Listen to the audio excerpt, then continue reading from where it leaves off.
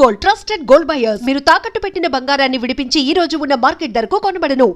70, 72, 73 120కి వెళ్ళిపోయింది. అప్పుడు Biden full పరేషాన్ అయిపోయామన్నారంటే ఫోన్ చేసి మోదీకి, మీరు రష్యన్ ఆయిల్ కొనుక్కోండి, అది రీఫైన్ చేసి లోకంలో ఎక్కడైనా మీరు అమ్ముకోండి అని చెప్పారు. సో మన దగ్గర ఉన్న ప్రైవేట్ కంపెనీస్ కానీ, అది రిలయన్స్ ఉండొచ్చు, నేరా ఉండొచ్చు, అది కాకుండా మన పబ్లిక్ సెక్టర్ యూనిట్స్ ఉండొచ్చు, IOCL, HPCL, వీళ్ళు ఏం చేశారంటే మొత్తం రష్యా నుంచి $40 కొనుక్కున్నారు ఆయిల్, క్రూడ్ ఆయిల్. దాన్ని రీఫైన్ చేసి డీజిల్ కానీ పెట్రోల్ కానీ మనం ఈవెన్ యూఎస్కి అమ్మాం మనం. ఇప్పుడు చూడండి, మన వచ్చిన రిపోర్ట్లు ఏమంటున్నారంటే యుక్రెయిన్లో బిగ్గెస్ట్ డీజిల్ సప్లయర్ భారతదేశం అంట. ఇప్పుడు ఓకే, ఇక్కడ నుంచి అటు వెళ్తోంది. అది మన రష్యా నుంచి కొని రీఫైన్ చేసి యుక్రెయిన్కి ఇస్తున్నాం. అండ్ యుఎస్ ఏమంటున్నారు, భారతదేశమే దీనికి రీజన్, యుక్రెయిన్ రష్యా యుద్ధానికి కారణం మోదీ అంటున్నారు. మోదీ ఎక్కడ వచ్చారు? చైనా వెనకనే ఎక్కువ ఆయిల్ కొన్నారు కదా, చైనా మీద ఎందుకు పెట్టలేదు ఆంక్షలు మీరు? ఎందుకంటే చైనా మీకు చాలా క్రూషియల్ సప్లయర్. మీకు నట్టు బోల్ట్ కావాలంటే చైనాని తెప్పించుకోవాలి, మీరు లోకల్గా ప్రొడ్యూస్ చేయలేరు, మీకు కాస్ట్ చాలా ఎక్కువ అయిపోతుంది. చైనాని ఏం పెట్టట్లేదు. ఫస్ట్ 15 days అన్నారు, తర్వాత 90 days అన్నారు, మనతో అన్ని పోస్ట్పోన్ చేశారు. కానీ మన మీద 50% పెట్టారు. సరే పెట్టారు సార్, మనకు ప్రాబ్లం లేదు, మనం డీల్ చేసుకుంటున్నాం, కొత్త డీల్. దానికే మనం చూసాం మోదీ గారు ఫస్ట్ జపాన్కి వెళ్ళారు.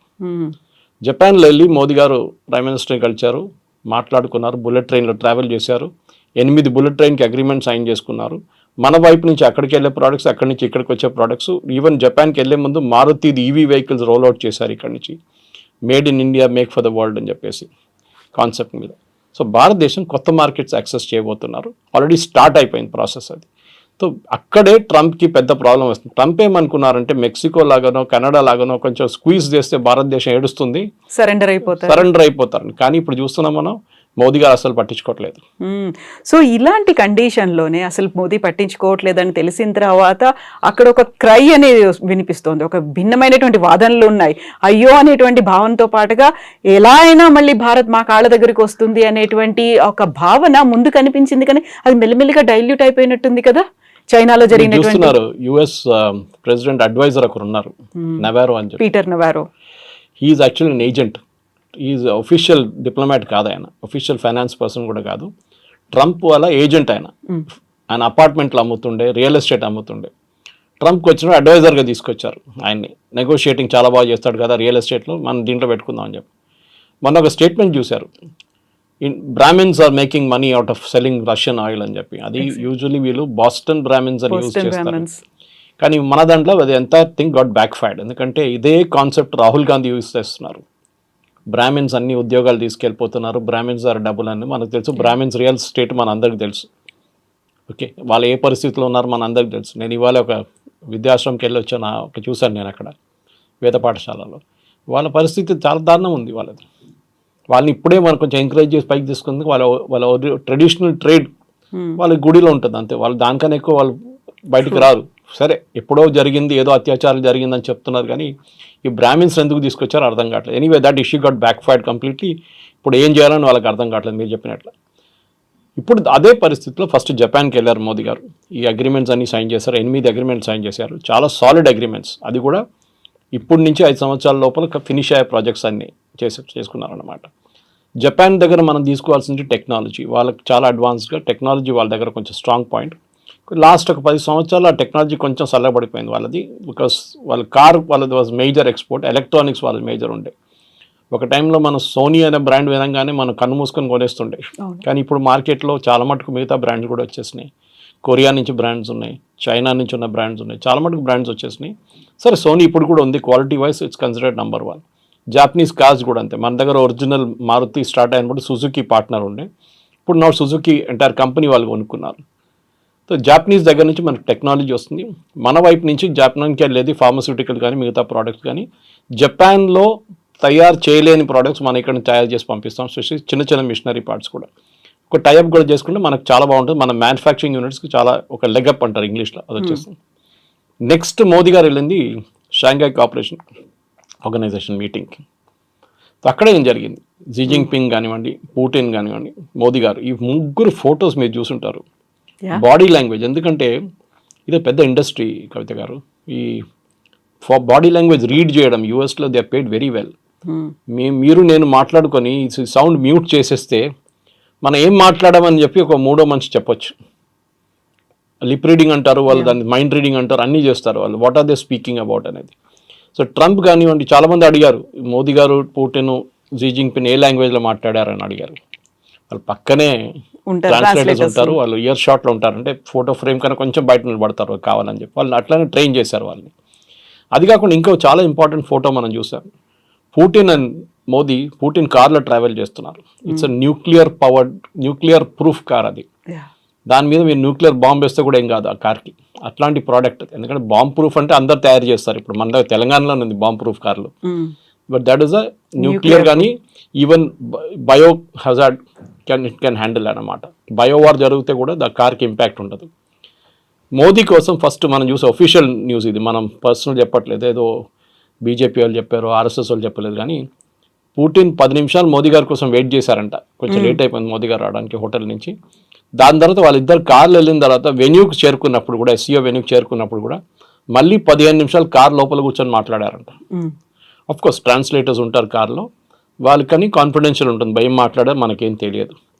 సో ఆబ్వియస్లీ ఆ బాడీ లాంగ్వేజ్ పుటిన్ కానీ మోదీ కానీ, అదే టైంలో జీ జింగ్పిన్ అండ్ మోదీ, వీళ్ళు ముగ్గురు ఒక ఆల్టర్నేటివ్ ఫ్రంట్ ఫామ్ చేస్తున్నారు. యుఎస్ చేస్తున్న బ్లాక్మెయిల్ వాళ్ళిద్దరు కూడా ఇంపాక్ట్ అయింది. రష్యాకి ఇంపాక్ట్ అయింది ఎప్పటి నుంచో, చైనాకు కూడా ఇంపాక్ట్ అవుతుంది ఇప్పుడు. సో ఒక ట్రంప్ని ఒక లెసన్ నేర్పియాలని చెప్పి వీళ్ళు డిసైడ్ చేసుకున్నారు. దాంట్లో 2-3 రూట్స్లో చేయొచ్చు. ఒకటి ఈ ముగ్గురు రాష్ట్రాలు కలుపుకుంటే, రష్యా, ఇండియా, చైనా కలుపుకుంటే 36% మన వరల్డ్ జీడిపి వాళ్ళ దగ్గర ఉంది. ఓకే, అప్రాక్సిమేట్లీ ద $1 trillion కూడా it's I think around $36 trillion trade ఉంది వాళ్ళ దగ్గర. అది కాకుండా అన్నిటికంటే ఇంపార్టెంట్ ఏంటంటే వీళ్ళు ఒక ఆల్టర్నేటివ్ స్విఫ్ట్ సిస్టమ్, అంటే అమెరికా డాలర్ టర్మ్స్లోనే అన్ని మాట్లాడతారు. మీకు గుర్తుంది కవిత గారు, ఇది బ్రిక్స్ వచ్చినప్పుడు లాస్ట్ ఒక 6 నెలల ముందు ట్రంప్ వచ్చినప్పుడే ఇమ్మీడియట్గా ట్రంప్ థ్రెటన్ చేశారు సౌత్ ఆఫ్రికాని, బ్రెజిల్ని, మీరు ఆల్టర్నేట్ కరెన్సీ తీసుకొస్తే మీ పని నేను చూసుకుంటానులే అని చెప్పేసి. అవును, ఎందుకంటే భయం ఏంటంటే డాలర్ని రీప్లేస్ చేసేస్తే డాలర్ విలువ పోతుంది మొత్తం కంప్లీట్గా. ఆల్రెడీ చాలా వీక్ అయిపోయింది డాలర్. మనం ఇండియన్ రూపీతో కంపేర్ చేయకూడదు, బికాజ్ ఇండియన్ రూపీ చాలా వీక్ అయింది. కానీ ఆల్ కరెన్సీస్ వీక్ అయింది అంటే అన్నిటికంటే తక్కువ ఇండియన్ రూపీ. మీరు బ్రిటిష్ పౌండ్తో కంపేర్ చేయండి డాలర్ పడిపోయింది యాక్చువల్లీ విలువలో. ఎనీవే అది మనకు సబ్జెక్ట్ మ్యాటర్ కాదు. కానీ మన ఇక్కడ అంటే ఆల్టర్నేటివ్ పేమెంట్ సిస్టమ్ ఒకటి ఫామ్ చేయాలి. మనం ఇది ఎప్పుడు చూసామంటే ఫస్ట్ ఇరాన్ మనకి ఆయిల్ మనం కొనుక్కున్నప్పుడు వీళ్ళు ఇరాన్ మీద ఆంక్షలు పెట్టారు. ఎవరు? యుఎస్. వీళ్ళు న్యూక్లియర్ ప్లాంట్లో మిసైల్స్ తయారు చేస్తున్నారు అది ఇది చెప్పి. మనం ఏం చేసాం? రూపీ పేమెంట్ చేసాం ఫస్ట్. తర్వాత ఏం చేసాం? బార్టర్ పేమెంట్ చేసాం. వాళ్ళకి బియ్యం కావాలంటే మనం వాళ్ళకి బియ్యం ఇచ్చాం, వాళ్ళు మనకు ఆయిల్ ఇచ్చారు. దాని తర్వాత యూఎస్ వచ్చి మళ్ళీ స్ట్రిక్ట్ చేశారు, మీరు ఇంకా చేస్తే మిమ్మల్ని అది చేస్తాం అని చెప్తే సరే మనం అక్కడి నుంచి క్లోజ్గా ఇరాన్ని బంద్ చేసేసాం ఆయిల్ సప్లై. మళ్ళీ రష్యా నుంచి మొదలుపెట్టాం, రష్యా నుంచి కొనుక్కుంటున్నాం. ఇది డాలర్ని ఆపడానికి కూడా మనం చాలా మటు సహాయం చేసాం. కానీ ఇప్పుడు we will not help them at all. Dollar free float కానివ్వండి, డాలర్ ఎక్కడ పోతే అది పోనివ్వండి, మనకు ప్రాబ్లం లేదు. ఆయిల్ ప్రైస్ కూడా నేను చెప్పినట్లు బైడెన్ ఏం చెప్పారు ఆ టైంలో, ఆయిల్ ప్రైస్ హోల్డ్ చేయండి, ఇండియా ఇట్లా రీఫైన్ చేసి పంపిస్తే ఆయిల్ ప్రైస్ $70-80 ఉంటుంది, లేకుంటే $200 వెళ్తుండే అని చెప్పి యుఎస్ ఎకానమిస్టే చెప్తున్నారు. భారతదేశం ఇంటర్ఫియర్ కాకపోతే రష్యన్ ఆయిల్తోని world wide crude oil prices $200 వెళ్ళిపోతుంటే మొత్తం వరల్డ్ ఎకానమీ దెబ్బతింటుండే. సో భారతదేశాన్ని అప్రిషియేట్ చేయకుండా ట్రంప్ ఏమో మన మీద ఆంక్షలు విధిస్తున్నారు. మీరు తీసుకొని యుక్రెయిన్ రష్యా వార్లో పెడతారు. రష్యా ఆయిల్ అమ్మితే కూడా చైనాకి అమ్ముతున్నారు కదా, వాళ్ళు డబ్బులు ఇస్తారు కదా. టర్కీ తీసుకుంటున్నారు, టర్కీ నేను చెప్పట్లేదు, ఎందుకంటే మిడిల్ ఈస్ట్లో టర్కీ పనికి వస్తారు. ఇదంతా ట్రంప్ ఆడే గేమ్ అనమాట. దీంట్లో అన్నిటికంటే ఇంపార్టెంట్ కవిత గుర్తుపెట్టుకోవాలి, టఫ్గా ఉన్న నేషన్స్ మనం టఫ్గా యాక్ట్ చేస్తే వాళ్ళు అసలు ఏం చేయరు, భయపడతారు యుఎస్. వీక్ నేషన్స్ని మొత్తం షుగర్ కేన్ జ్యూస్ మన చేస్తాం పిండేసి అట్లా పిండి చేసుకుంటారు వాళ్ళు. మెక్సికోని చూసినప్పుడు ఏమంటున్నారు, మెక్సికోని ఫస్ట్ ఒక టారిఫ్ అన్నారు, మళ్ళీ నెక్స్ట్ టారిఫ్ అన్నారు. ఇప్పుడు ట్రంప్ నిన్న స్టేట్మెంట్ ఇచ్చారు, ఏంటంటే మనం ఏం కావాలంటే చేసుకుంటే ఏం చేయలేరు మెక్సికో అని చెప్పి. మెక్సికో ఏం చేయలేరంట, మనం ఏం కావాలంటే చేసుకుంటాం మనం, మెక్సికో నేను చెప్పేది వింటారు వాళ్ళని. ఆలోచించండి వాళ్ళ పరిస్థితి, హెల్ప్లెస్ కంప్లీట్లీ. సో ఆ పరిస్థితికి మనం రాకుండా మోదీ గారు టఫ్గా ఉంటున్నారు. కానీ మన దేశంలో ఒకటే పార్టీ ప్రాబ్లం వీళ్ళకందరికీ, కాంగ్రెస్ ఏమో మోదీ గారు ఏం చేస్తే దాన్ని వ్యతిరేకిస్తారు. యూఎస్తో ఫ్రెండ్షిప్ పెట్టుకుంటే యూఎస్ ఫ్రెండ్షిప్ పెట్టుకున్నారంటారు. ఇప్పుడు యూఎస్తో కాకపోతే మళ్ళీ యూఎస్ ఎందుకు మీరు ట్రంప్తో ఎందుకు గొడవ పెట్టుకుంటా అంటారు. చైనాతో ఎందుకు పెట్టుకున్నారు మీరు అంటారు. కాంగ్రెస్కి ఒక కన్ఫ్యూజ్ పాలసీ ఉంది. కానీ మోదీ గారు చాలా డెలిబరేట్గా మన కొత్త మార్కెట్స్ కోసం. అది యూ ఉండొచ్చు, యూకే ఆల్రెడీ మనం FTA సైన్ చేసాం, యూరోపియన్ ట్రేడ్ బ్లాక్ సైన్ చేసేసాం మొన్న. ఇదన్నీ చూస్తే మన డాలర్ని ఈజీగా టర్న్ చేయొచ్చు. ఒక ఎగ్జాంపుల్ ఇస్తాను మీకు. కీటెక్స్ అని చెప్పి మన దగ్గర #1 ఇండియా నుంచి వెళ్ళే #1 లిటిల్ స్టార్ బ్రాండ్ యూఎస్లో టార్గెట్ అండ్ అక్కడున్న మేజర్ రీటైలర్స్లో అమ్ముతారన్నమాట వాళ్ళు. ఆ కంపెనీ మొన్న స్టేట్మెంట్ ఏమి ఇచ్చారంటే, మేము యూఎస్కి ఇప్పుడు మా ఎక్స్పోర్ట్ వెళ్ళట్లేదు, చాలా ఎక్కువ రేట్ ఎక్కువైపోయింది, వాల్మార్ట్ వాళ్ళు తీసుకుంటలేరు ఇప్పుడు అని. మేమేం చేస్తున్నామని ఇండియాలోనే మేము 1000 షాపులు ఓపెన్ చేయబోతున్నాం అని చెప్పారు. So Sabu Jacob whose MD of the company, మన వరంగల్లో పెద్ద ఫ్యాక్టరీ పెట్టారు. మేము అదే టర్న్ ఓవర్ మేము ఇండియాలో ఈ 1000 స్టోర్లతో తెచ్చుకుంటాం. మాకు మార్జిన్స్ ఎక్కువ ఉంది మాకు ఇక్కడ. అక్కడేమో చాలా వేఫర్ థిన్ మార్జిన్లు ఆపరేట్ చేస్తున్నాం మేము. టార్గెట్ కానీ వాల్మార్ట్ ఎక్కువ డబ్బులు ఇయ్యారు, వాల్యూమ్ గేమ్ ఆడతారు వాళ్ళు. సో ఇప్పుడు ఇండియాలో స్టార్ట్ చేస్తే ఇండియన్ మార్కెట్ 140 కోట్ల మంది ఉన్నారు. We can sell the same product good price here in India అంటున్నారు వాళ్ళు. సో మన ఎకనామిక్ టైమ్స్లో కూడా ఒక ఆర్టికల్ వచ్చింది దాని గురించి. సో ఓవరాల్గా ఇప్పుడు ఏమైపోతుందో డొమెస్టిక్ మార్కెట్ మీద కూడా చాలా కాన్సన్ట్రేట్ చేస్తున్నారు మోదీ గవర్నమెంట్. దానికోసం GST రేషనలైజేషన్ వస్తుంది. ఇప్పుడు GST రేషనలైజేషన్ చాలా ప్రోడక్ట్ 0కి వెళ్ళిపోతుంది, లేకుంటే 5 లేకుంటే 18, ఈ 3 బ్యాండ్లో ఉండిపోతుంది అనమాట. సో డొమెస్టిక్ కన్జంప్షన్ కూడా పెంచితే మనం డెఫినెట్గా ఇంకా కొత్త మార్కెట్లు చైనా ఉండొచ్చు, రష్యా ఉండొచ్చు, యూరోప్ ఉండొచ్చు. సో ట్రంప్ని పక్కన పెట్టి ఇప్పుడు చూసిన మీరు చెప్పినట్ల సడన్గా ఇప్పుడు ఏం చెప్పట్లేదు వాళ్ళు అనుకున్నారు మనం ఇండియాని కొంచెం థ్రెటన్ చేస్తే ఇండియా పడిపోతారు, 100% పెడదాం రేపు అన్నారు. పెట్టండి, 100 ఎవరు కొంటారు? మీరు ఫార్మాస్యూటికల్స్ మీద ఎందుకు పెట్టట్లేదు? అవసరం ఉంది కాబట్టి. ఫార్మా ఎవరు అమ్మలేరు, మనం ఇచ్చిన రేట్కి ఇంకెవరు అమ్మలేరు యూఎస్కి. ఫార్మా మీద పెట్టట్లేదు. IT ఎందుకు పెట్టట్లేదు? IT మీరు యూఎస్లో ఇన్వెస్ట్ చేయాలన్నారు. నేను ఎగ్జాంపుల్ ఇస్తాను. మన CNNలో ఒక స్టోరీ వచ్చింది. యూఎస్కి షవర్ హెడ్స్, అంటే మన షవర్కి హెడ్స్ పాయింట్ ఉంటుంది కదా, అది చైనా నుంచి చాలా ఇంపోర్ట్ చేసుకుంటారు US కంపెనీస్ అందరూ. వాళ్ళ పేర్లు పెట్టి అమ్మేసుకుంటారు యూఎస్లో. ఆ కంపెనీ అక్కడి తీసుకుని డ్యూటీ అంటే ఓల్డ్ డ్యూటీ కట్టి తీసుకొస్తే కూడా ఇప్పుడున్న ఎగ్జిస్టింగ్ డ్యూటీ కడితే కూడా $139 ఒక షవర్ హెడ్ వస్తుంది. మన దగ్గర అంత రాదు. మన దగ్గర $2,000 పడేస్తే మంచి షవర్ హెడ్స్ వస్తాయి. 2,000 కూడా అక్కర్లేదు, $1,000 కూడా వచ్చేస్తుంది. ఎనీవే, అది US కాస్ట్ ఆఫ్ లివింగ్. అదే ప్రోడక్ట్ మీరు యూఎస్లో తయారు చేయాలంటే $259 అవుతుంది. సో ఈ కంపెనీ ఏం చేశారంటే ఒక సర్వే లాగా వాళ్ళు కస్టమర్స్ 25,000 కస్టమర్స్ ఉన్నారు వాళ్ళకు, రెగ్యులర్ కస్టమర్, వాళ్ళకు మెయిల్ పంపించారు. ఈ 2 ఆప్షన్స్ ఉందండి, చైనాని తెచ్చుకుంటే 139, ఇక్కడంటే 259, మీరు ఏం తీసుకుంటారు అని అడిగారు.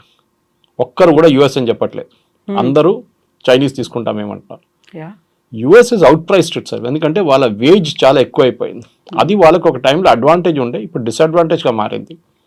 ఆ వేజెస్లో ఐఫోన్ కొనుక్కుంటారు, ఐప్యాడ్లు కొనుక్కుంటారు అనుకున్నారు, కానీ ఇప్పుడు బేసిక్ లివింగ్, డైలీ ఎక్స్పెన్సెస్, మీరు వెళ్ళారు మన US, మీకు తెలుసు, డైలీ ఎక్స్పెన్సెస్ కోసం వాళ్ళు చూసుకుంటున్నారు. వాళ్ళు they are looking at how to survive. ఆ సర్వైవల్లో మీకు ఐప్యాడ్లు కొనడం, ఐఫోన్లు కొనడం కాదు. ఓకే, మీరు ఎట్లా బతుకుతారో మీరు అది చూస్తున్నారు ఫస్ట్ అన్నమాట. అది చాలా ఇంపార్టెంట్. సో ఆ పరిస్థితికి వచ్చినప్పుడు ట్రంప్ ఇప్పుడు ఏం చేయబోతున్నా చూడాలి. ఎందుకంటే నెక్స్ట్ 6 months US ఎకానమీ ఒక టైల్ స్పిన్లో వెళ్ళిపోతుంది కంప్లీట్గా. అసలు ఏం చేయలేకపోతారు US ఎకానమీ. ఎందుకంటే ఒకసారి రెసెషన్ వచ్చింది అనుకోండి, రెసెషన్ వస్తే అంతే సంగతి. ఇన్ఫ్లేషన్ వస్తే ఇంకా ఘోరం అయిపోతుంది. ఈ 2 ఫ్యాక్టర్స్ వస్తే యూఎస్లో, ఎందుకంటే ఇప్పుడు మీరు అమ్ముతున్న ప్రోడక్ట్, ఇప్పుడు ట్రంప్ వాళ్ళ అడ్వైజర్స్ ఏమంటున్నారు, మేము ఎంత $4 trillion ఈ 10 సంవత్సరాలు వీ కెన్ గెయిన్ అంటున్నారు. ట్రంప్ ఉండబోయేది 4 సంవత్సరాలు, మీరు 10 years గురించి ఎట్లా మాట్లాడతారండి మీరు? ఇంకో గవర్నమెంట్ వస్తారు, ఇంకో పార్టీ రావచ్చు, ఇంకేమైనా కావచ్చు, రేపు వీళ్ళ ప్రెసిడెంట్ వస్తే తీసేస్తాడు డ్యూటీలన్నీ. 4 trillion ఎవరు కడతారు? వాళ్ళ కంపెనీలు కడుతున్నారు. ఇండియా నుంచి మనం ఒక టీషర్ట్ పంపిస్తున్నప్పుడు $50 అనుకోండి, $50 మీద 50% పెడితే $75 అయిపోతుంది. $75 ఎవరు కడుతున్నారు? ఎక్స్ట్రా $25 కట్టేది అమెరికన్ కన్జ్యూమర్. కంపెనీ కడుతున్నారు, కంపెనీ అమ్మేటప్పుడు మళ్ళీ ఆ డబ్బులు సంపాదించుకుంటారు వాళ్ళు. సో ద ఫైనల్ లాస్ జరిగేది అమెరికన్ కన్జ్యూమర్ మీద. అది ఇప్పుడు కాదు, ఒక 2 నెలల్లో ఇప్పుడు తెలిసిపోయింది ఆల్రెడీ. ఇక్కడి నుంచి ఇంకా ముందుకు వెళ్తూ కంప్లీట్గా ఒక యూఎస్కి అక్కడున్న కన్జ్యూమర్కి ఇన్ఫ్లేషన్ మినిమం ఒక double-digit ఫిగర్లో వచ్చేస్తుంది. సో మనం ఇప్పుడు ఒక సేఫ్ గేమ్లో ఉన్నాము, మన స్ట్రాటజీ కూడా ఈస్ గోయింగ్ టు వర్క్అవుట్. అది ఎట్లా అంటే మెచ్యూర్ అప్రోచ్ ఉండాలి. ఇప్పుడు మనం మెచ్యూర్ అప్రోచ్ అంటే ప్యానిక్ చేయకూడదు. మనం చూసాం 50% పెట్టగానే ఉద్యానాలు బంద్ అయిపోయింది, తిరుపూర్ బంద్ అయిపోయింది, సూరత్ బంద్ అయిపోయింది, కంపెనీలు అన్నీ మూసేస్తున్నారు, కాన్పూర్లో మూసేస్తున్నారు అన్నది కాదు. ముందు యుఎస్ మార్కెట్ ముందు మనకు మార్కెట్లు ఉండే కదా. మీరు యుఎస్కి ఎందుకు వెళ్ళారు? మీకు వాల్యూ కొంచెం ఎక్కువ దొరుకుతుంది. మీకు $5 వెళ్ళే ప్రోడక్ట్కి మీరు ఇండియాలో అమ్ముకుంటే అదే $10 మీరు యూఎస్లో అమ్ముకోవచ్చు. దానికోసం మీకు ప్రాఫిట్ కొంచెం ఎక్కువ ఉంటుందని మీరు అక్కడికి వెళ్ళారు. కానీ రిస్క్ ఉంటుంది ఇట్లాంటిది. రేపు యుఎస్ మార్కెట్లో డబ్బు లేదనుకోండి కొనడానికి, ఎవరు కొనరు. Your product will remain on the shelf. Exporter అక్కడ ఇంపోర్ట్ చేస్తున్నాడు, బంద్ చేసేస్తాడు మార్కెట్, ఖతం అయిపోయిందని దివాలా అయిపోతాడు. సో దాట్ పొజిషన్కి రాకుండా మనం మెచ్యూర్గా రియాక్ట్ అయ్యాం. ఈ రీజనల్ కోఆపరేషన్తో చైనా కానివ్వండి, రష్యాతోని కోఆపరేట్ చేసుకుంటే మనం చేసుకుంటే మన మార్కెట్ క్రియేట్ చేసుకోవచ్చు ఇక్కడే. చైనాతో మనకు చాలా ప్రాబ్లమ్స్ ఉన్నాయి, లేదని లేదు. బార్డర్ ప్రాబ్లమ్స్ చాలా ఉంది, రిజాల్వ్డ్ ఇష్యూస్, అన్రిజాల్వ్డ్ ఇష్యూస్ ఉన్నాయి. కానీ నమ్మకమైన మిత్రుడా అనేటువంటి డౌట్ వస్తుంది కదా. అది ఇంగ్లీష్లో అంటారు, యువర్ ఎనిమీస్ మై ఫ్రెండ్ అంటారు. ఓకే, మీరు ప్రయారిటీ ఏంటి ఇప్పుడు? ఓకే, నమ్మకం ఉందా అంటే ఎవరు నమ్మచ్చు? యుఎస్ నమ్మచ్చా? నమ్మలేం కదా. 71లో ఇదేలాగా మన మీద శాంక్షన్స్ పెట్టారు. వాజ్పేయి గారు పోఖ్రాన్ 2 చేసినప్పుడు శాంక్షన్స్ పెట్టారు. Sanctions, not tariff. శాంక్షన్స్ అంటే మీరు కొనలేరు, అమ్మలేరు, ఆంక్షలు కంప్లీట్గా. ఆలోచించండి, థమ్స్అప్ ఎట్లా వచ్చింది పైకి? ఆ స్టోరీ ఇంకోటి ఇది. దట్ ఈస్ బికాజ్ కోకోకోలాని జార్జ్ ఫెర్నాండెస్ భారత్ చేసిన తరిమి కొడితే థమ్స్అప్ పైకి వచ్చింది ఆ టైంలో. మన డొమెస్టిక్ ప్రొడక్ట్స్ ఎన్ని క్రియేట్ చేసాం మనం అట్లాంటిది.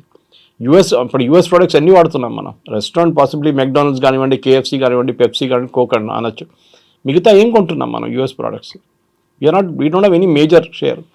నైకే షూస్ అని చెప్పొచ్చు. Okay, they are all made in India. ఇప్పుడు రాయల్టీ చేస్తున్నారేమో, అది ఇంకో మాట. అది కానీ the main point right now, భారతదేశానికి కొత్త మార్కెట్స్ ఓపెన్ అయి చేస్తున్నారు. మోదీ గారు టిపికల్ సేల్స్ మెన్ లాగా తిరుగుతున్నారు. అదే ప్రధానమంత్రి పని, ప్రెసిడెంట్ పని అదే. ఏ దేశమైనా చూడండి, మ్యాక్రాన్ ఇండియాకి వచ్చినప్పుడు ఫస్ట్ వాళ్ళు ఎయిర్క్రాఫ్ట్ అమ్మడానికి ట్రై చేస్తారు. ట్రంప్ ఇక్కడ వెళ్ళితే వాళ్ళ ప్రోడక్ట్స్ అమ్మడానికి ట్రై చేస్తారు. జాపనీస్ ప్రైమ్ మినిస్టర్ అయినప్పుడు వాళ్ళ కార్లు, వాళ్ళ ఎలక్ట్రానిక్ ప్రోడక్ట్స్ మార్కెట్ చూసుకుంటారు. That is the job. ఇప్పుడున్న ప్రధానమంత్రి కానీ ప్రెసిడెంట్స్ కానీ అంటే యాక్చువల్ రోల్లో ఉన్న వాళ్ళు, నాట్ ద సెరమోనియల్ రోల్. మన దగ్గర president is a ceremonial role, కానీ prime minister is an active role. వాళ్ళ పని ఇది. వాళ్ళ దేశంలో తయారు చేసిన ప్రోడక్ట్స్ని ఇంకో మార్కెట్లో అమ్మడానికి ప్రధానమంత్రి is the best sales men. ఆయన చేయనియండి, 6 నెలలు వెయిట్ చేయండి, అప్పుడు చూడండి. తర్వాత ట్రంపే దిగొస్తారు. 6 నెలలు అక్కర్లేదు, 3 నెలలు దిగొస్తారు. ఎందుకంటే ఇక సీన్ దట్ బ్లాక్మెయిల్ పనిచేయట్లేదు, వీళ్ళు పట్టించుకోరు మమ్మల్ని. మళ్ళీ ఏం చేసుకుంటాం మనం? చలో జానేదో అని చెప్పి మళ్ళీ రిటర్న్ తీసుకుంటారు. లేకుంటే వాళ్ళు రష్యాతో వెళ్ళిపోతారు, చైనాతో వెళ్ళిపోతారు, మాకు ఇంకా పెద్ద ప్రాబ్లం అదని చెప్పేసి. ఇక ట్రంప్కు అన్నిటికంటే పెద్ద భయం అది ఒక్కటే. వీళ్ళు ముగ్గురు కలిస్తే ఇంకొక ఆల్టర్నేట్ బ్లాక్ అయిపోతుంది. అది చాలా పెద్ద థ్రెట్ యూఎస్కి అనమాట. సో దానికోసం he will have to do a climb down. Problem is ట్రంప్కి సొంత ఒపీనియన్ లేదు. వాళ్ళ చుట్టుపక్కల అడ్వైజర్స్ ఉన్నారు చూడండి, ఆల్ హాట్ హెడెడ్ ఫెలోస్. వాళ్ళు ఇస్తున్న అడ్వైజ్ మీద నడుస్తున్నారు. బాంబు వేయాలంటే బాంబు వేసేస్తాడు, బాంబు వద్దంటే బాంబు తీసేస్తాడు, 25 పెట్టమంటే 25 పెడతాడు, 50 తీస్తే 50 తీసేస్తాడు. ఒక స్టెబిలిటీ లేదు. ఈవెన్ యుఎస్ కంపెనీస్ అదే అంటున్నారు. యుఎస్ కంపెనీ మొన్న కూడా 2 గైడెన్స్ ఇచ్చారు. వాళ్ళు ఏమంటున్నారు, వీ నీడ్ ప్రెడిక్టబిలిటీ. మీరు స్టేబుల్గా చేయండి, చేయొద్దని చెప్పట్లేదు, ట్రంప్ గారు అంటున్నారు. కానీ బీ స్టేబుల్ అబౌట్ ఇట్. ఒక మాట ఒక వారం అంటారు, మళ్ళీ నెక్స్ట్ వీక్ వచ్చి ఇంకో మాట అంటారు. ఒక ప్రెసిడెంట్గా ఉన్న, ఎస్పెషల్లీ యూఎస్ ప్రెసిడెంట్గా ఉన్నప్పుడు చాలా స్టేబుల్ ఉండాలి థింకింగ్లో. ఎందుకంటే మీ చెప్పిన ఒక్కొక్క వర్డ్ ఇంటర్నేషనల్ మార్కెట్లో చాలా పెద్ద రామిఫికేషన్ క్రియేట్ చేస్తుంది. సో దానికోసం ట్రంప్ని ఇప్పుడు ఎవరు సీరియస్గా తీసుకుంటలేరు. So much so vice president మొన్న JD Vance ఒక స్టేట్మెంట్ ఇచ్చినప్పుడు అందరూ ఎక్సైట్ అయిపోయారు. ట్రంప్కి ఏమైనా ఉంటే నేను ఉన్నాను కదా, నేను ప్రెసిడెంట్ అయిపోతానన్నారు. ఎమర్జెన్సీ టైంలో ఐఎమ్ దేర్ అనేమాట. ఆలోచించండి. Why did you have to say it? ఎందుకు చెప్పారో ఎవరికి అర్థం కావట్లేదు. చెప్పారు కానీ దాని పెద్ద ఇష్యూ అయిపోయింది. మళ్ళీ ట్రంప్ పోతున్నాడా ఉంటాడా అని చెప్పేసి. మిడ్ టర్మ్ పోల్స్ రాబోతుంది యూఎస్లో. మిడ్ టర్మ్ వస్తుంది నెక్స్ట్ 1 yearలో. ఆ మిడ్ టర్మ్లో డెఫినెట్గా రిపబ్లికన్స్ ఓడిపోతారు. అప్పుడు ఏం చేస్తారు? ట్రంప్కి సెనెట్లో మెజారిటీ ఉండదు, కాంగ్రెస్లో మెజారిటీ ఉండదు, బిల్స్ పాస్ చేయలేరు. Then what he'll do? ఆయనకు దిగ రావాల్సి వస్తుంది. He will have to bring back everything. Initial dose తీసుకొచ్చినప్పుడు చెప్పారు, మేము ఇన్ని ట్రిలియన్స్ సేవ్ చేస్తా అన్నారు. ఇప్పుడు దాని గురించి అస్సలు మాట్లాడలేదు. Nothing was saved, only drama ఉండేది. ఇప్పుడు ఆ డ్రామా కూడా పోయింది. ఇది కొత్త డ్రామా ఇప్పుడు నడుస్తుంది.